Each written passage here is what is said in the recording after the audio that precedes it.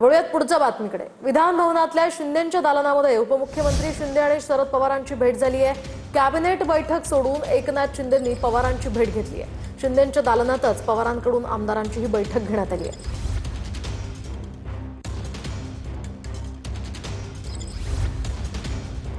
काल आपण पाहिलं की शरद पवार आणि एकनाथ शिंदे यांची भेट झाली आणि नेमकी भेट कशा संदर्भात झाली, बरेच कयास लगावले जात आहेत। काय नेमकं घडतंय पडद्यामागे?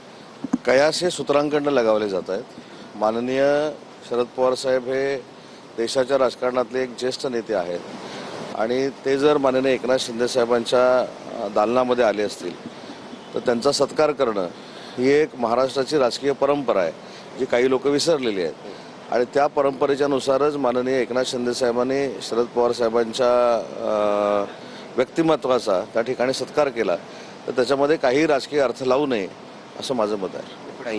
याला जोडून दुसरा पण प्रश्न आहे असा की शिंदे साहेबांच्या दालनामध्ये पवार साहेबांनी त्यांच्या आमदारांची पण बैठक घेतलेली आहे। मग याचा काय अर्थ काढायचा?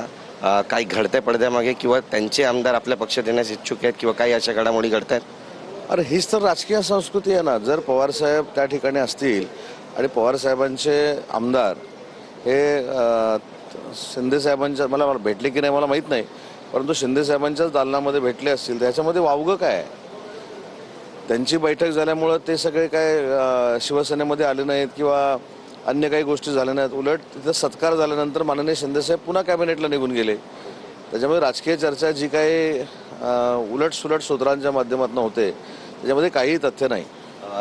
मिसिंग लिंक संदर्भात काल मुख्यमंत्री देवेंद्र फडणवीस यांनी जे काही विधान केलं, त्यांनी म्हटलंय मला हवं तर शिव्या द्या, मी शिव्या प्रूफ आहे, पण महाराष्ट्राला बदनाम करू नका।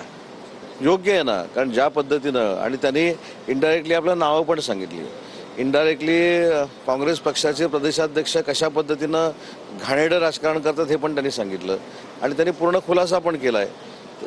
आणि हे देखील त्यांना सांगितलं की 10 वर्षानंतर टीका करणारे असतील किंवा नसतील, परंतु 10 वर्षानंतर त्या सिलिंगवर माननीय एकनाथ शिंदे साहेबांचं आणि देवेंद्रजींचं नाव हे कायमस्वरूपी कोरलं गेलेलं आहे आणि ते कोण फसू शकत नाही।